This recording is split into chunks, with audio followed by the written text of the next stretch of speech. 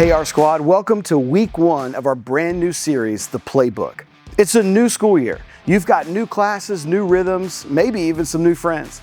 And you're stepping into a season packed with decisions. Big ones, small ones, and ones that could impact your entire year. And just like a football team doesn't show up on game day without a playbook, you and I need something to guide us through the choices ahead. This is what this series is all about. Learning how to live with wisdom, to stop winging it and start living on purpose. Now let's be honest, we're great at talking ourselves into stuff we know isn't good or wise. Like, have you ever told yourself, I can handle it this time? Or it's not technically wrong, or maybe this deal's just too good to pass up. I want you to think about your backpack that you're packing for school. I'm sure you've got all new stuff going in it, but the one thing we want to make sure that we pack this school year is wisdom. Why? Because we've all made emotional decisions we regret. There's a quote that says, speak when you're angry and you'll make the best speech you'll ever regret. So what do? We're going to go to the Bible in Ephesians chapter 5, verse 15. And Paul is writing to people who lived in a wild culture, full of spiritual confusion, crazy lifestyles, and pressure to blend in. And he says this, be very careful how you live, not as unwise, but as wise, making the most of every opportunity because the days are evil. Therefore, do not be foolish and understand what the will of the Lord is. Here's what Paul's saying. You can't drift into a wise life. You have to be there on purpose. And here's the big shift. It's not, is it wrong or is this allowed?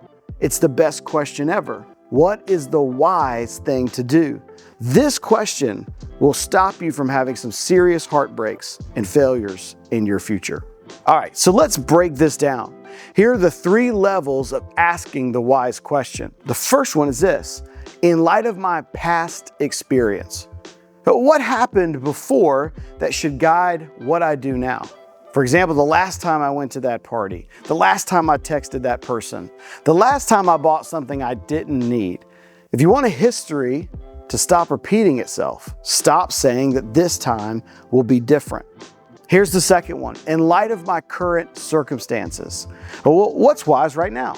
Maybe you're emotionally exhausted. Maybe your family is walking through something. Maybe your schedule is just maxed out.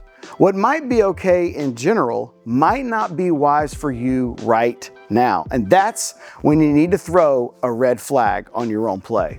Here's the third one. In light of my future hopes and dreams, who do you want to become?